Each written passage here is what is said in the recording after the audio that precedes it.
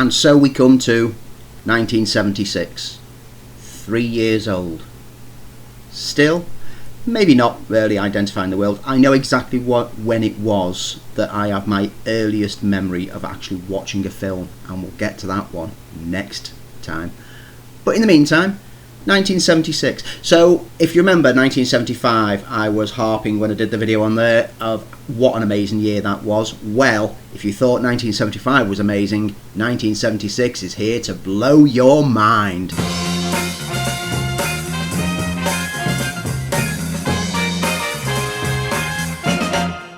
So, if we start with 1976, taking a look at the US box office for that year, you can see a few, well, quite recognisable names within there. For a start, we've got Rocky, Sylvester Stallone, boxing gloves, beating people up in the ring. A Star is Born, the 4000th remake of the story that they'll never stop remaking. This is the Chris Christopherson and Barbra Streisand version, which is one of the most beloved and one of the most respected versions of the film. We've got a remake of King Kong, which if you've never seen this remake of King Kong, we'll talk about it in a bit. Silver Streak, might not have recognised that one, but I have fond memories of that one. All the President's Men, cracking drama. The Omen, one of my favourite horror films of all time. Bad News Bears, which has been, again, remade in more recent years. The Enforcer, In Search of Noah's Ark, and Midway. So, it's a strong year. There's a few iconic ones in there. A few which are like, I don't know. But, bubbling underneath that top 10 is a plethora of films. And I'm going to do my usual and pick out some highlights. But I'm by no means going to be delving into every film that's worth mentioning from this year. Because it is such a staggering year. The 70s was such a great decade for films. It was when directors were starting to get creative, stories were going in different directions, and we saw the birth of who are now the most respected directors on our planet today, such as Scorsese, Lucas, well, I say respected, he was at one point, Spielberg, etc, etc. So, in 1976, behind the scenes, whilst other films were up on the big screen, having fun, entertaining the masses, a small little sci-fi film called Star Wars, led by a bit of a cocky upstart called George Lucas, who was convinced that his little sci-fi opus would go on to be something more than just the throwaway junk that everyone in the industry said it'd be. Lucas declined his normal fee in exchange for complete ownership of all merchandise rights and sequel rights, which, the studio went, okay, you can have them, we don't have to pay yet, this is great. And what a crazy, crazy decision that turned out to be, because look where it left him. Hitchcock's last film was released in this year, called Family Plot. And Paramount Pictures set up a separate motion pictures division in this year, with Michael Eisner made CEO later in the year. He would then go on in the 80s to switch sides and start working for Disney, heading up their departments. So, he became quite a big name within the industry over the 70s and 80s period. The Academy Awards for this year saw wins for Rocky, Network, Marathon Man, Star is Born, and Voyage of the Damned. But what I'm going to do is run through the films that, kind of resonate with me from my life, because that's the whole point of this video, is films that had an impact on me through my life. So, let's kickstart it with a musical comedy which has food fights and kids. Bugsy Malone, Alan Parker's gangster film, it's quite beloved by many people, and this is one that I only got round to watching when I was in my early 20s. So it didn't impact on me during my developmental era, but it's a film that I really enjoy watching. I've watched it a few times. Is it the great classic treasure that loads of people make it out to be? You know what? It's not far off. It's entertaining hokum. So that film had Jodie Foster in it. Another film from that year had Jodie Foster in a very early role and a much grittier role. And that's her turn in Taxi Driver, the Scorsese and De Niro partnership really gelling by this point, and De Niro basically creating the iconic image through ad-libbing and improvising on set, because the "you're talking to me" lines were not actually scripted. It was just done there and then because they wanted to see if they could try some different takes and different ideas, and look at what iconic moments we got. Also on the kind of like edgier thriller side, John Carpenter was making a name for himself again with Assault on Precinct 13, a great film with another one of Carpenter's soundtracks that really underlies the film. The whole like Assault on Precinct 13, dun, dun, dun, dun, dun, dun, dun, dun. Marvellous score, marvellous film about a precinct being held under siege by local gangs. Marathon Man. Now this is a film that I only got round to watching recently as part of my Oscar-nominated films that Andy had never seen. Dustin Hoffman thriller sees a marathon runner embroiled in a dangerous spy game. Laurence Olivier's in there, Roy Scheider, and again creates an iconic line that even if you've not watched the film, you probably heard the whole like dentist line of "Is it safe?"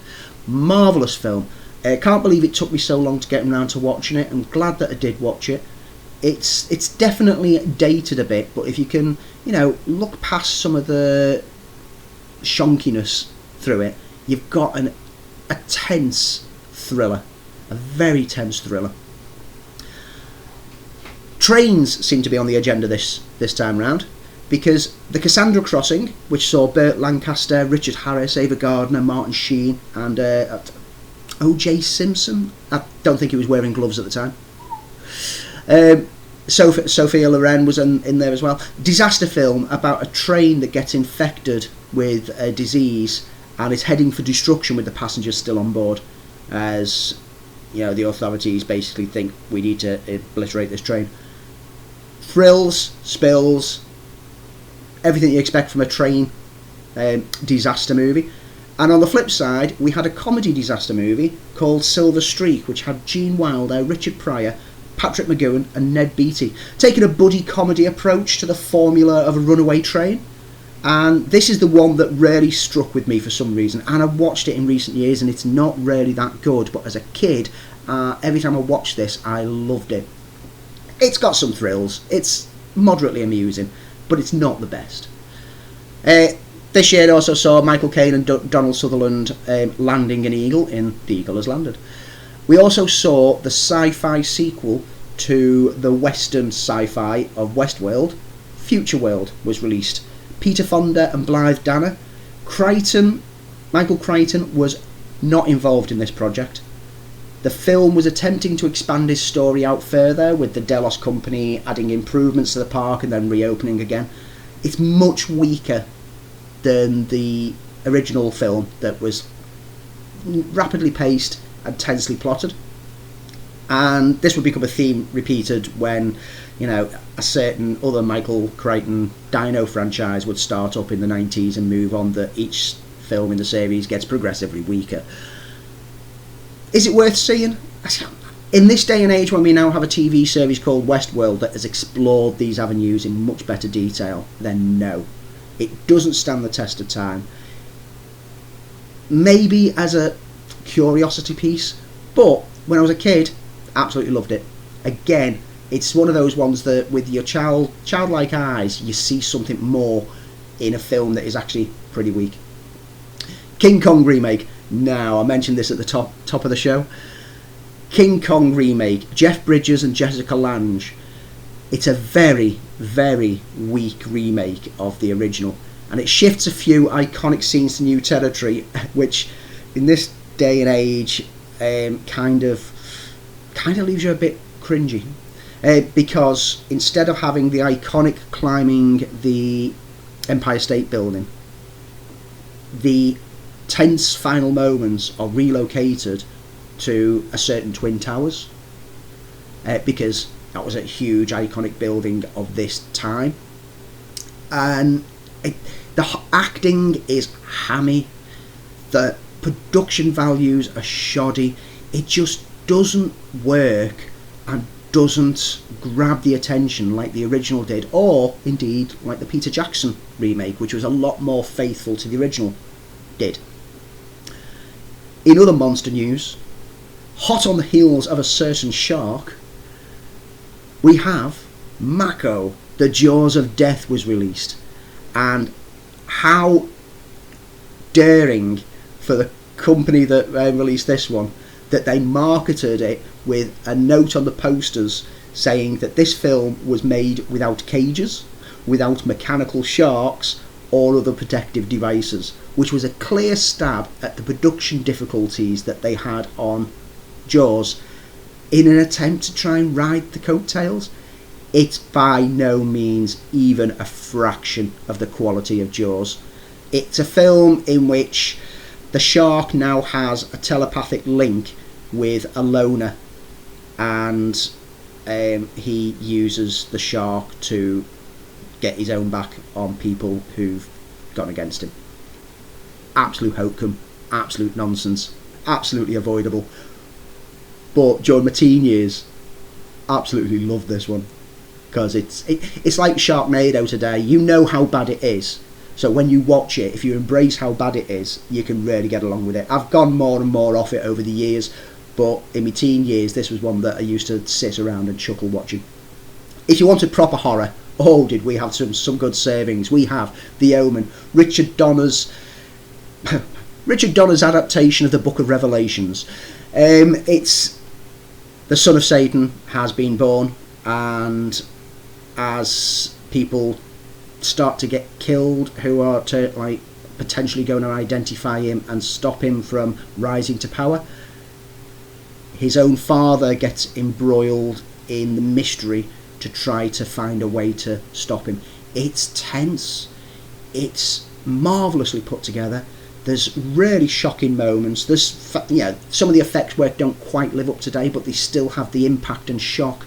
It's a great cast in there, and there's the use of the haunting music, at the choral choir chants, that really lends it a lot. The film went on to spawn a few sequels that got progressively worse and worse, but this first film is an absolute horror masterpiece, and it resulted in pretty much everyone going around everyone else in school looking for strange 666 tattoos within their hair. Marvellous film, impacted on the social conscience in a big way. In addition to that, we had Brian De Palma directing Sissy Spacek in a Stephen King adaptation, Carrie. Now, this is another one that's been remade for a TV movie and also for a cinematic movie over recent years, but nothing matches up to the original. It takes its time building up. This is very much an example of how horror films used to work back in the past, that they would slow build, they'd introduce the characters, they'd slowly build the tension until the finale, which just goes all out. And this is a great example. I mean, it's iconic, it's memorable, and it still stands up today. Well worth checking out if you've never seen Carrie. Don't watch the remakes, just watch this one. In a few more videos, we'll get round to talking about one of the best spoofs of all time. But in the meantime, we've got a forerunner to that. Whilst the disaster movies were starting to really take place with your airplane and your train ones, there was a parody of those kind of movies set on a bus called The Big Bus. An all-star cast cameoing in small little roles are thrown into the mix, and it's a nuclear-powered bus, out of control, and they have to try and save the day. Yeah, if you've never heard of it, I'm sure it's available on one of the services like Amazon, etc. Well worth checking out. So many fun moments, and like I say, it's a good forerunner to the formula that Airplane got so right. It's not perfect, but it gets close. Silent Movie also provided comedy, with Mel Brooks making a joyous comedy about the silent movie maker who is trying to make a silent movie, and the film itself is a silent movie, aside from one word which is spoken by the most unexpected person ever. If you've not watched Silent Movie, cameos are plenty from various celebrities as Mel Brooks goes round to try to convince people to join his film. Hilarity, brilliantly put together, a great example of this strong era of Mel Brooks that he had during the 70s. And then, rounding up the comedy, we've got Murder by Death, comedy murder mystery, with an all-star cast of Peter Sellers, David Niven, Alec Guinness, Peter Falk, Maggie Smith, Elsa Lanchester, Eileen Brennan, Truman Capote's in there. It's a formula that the film Clue adopted slightly better, but the cast in this are what make this really work. It's a great comedy, it's a great murder mystery, and it's well worth checking out if you can find it.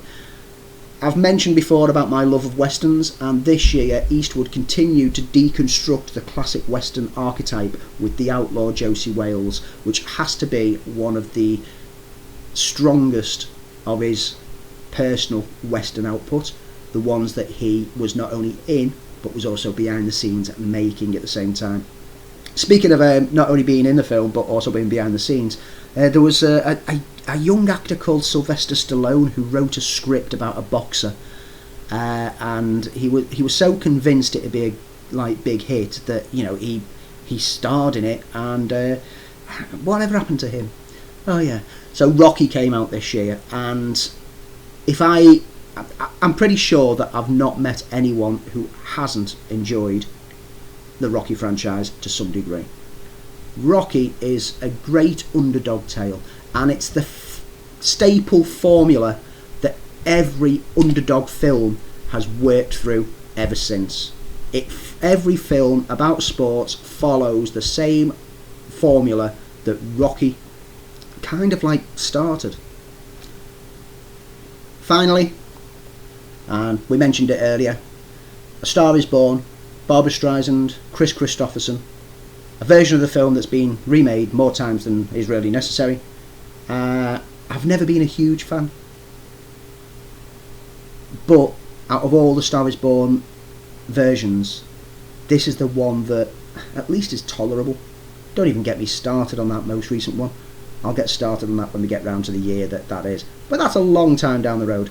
So that's just a highlight of some of the films that stand out for me for that year.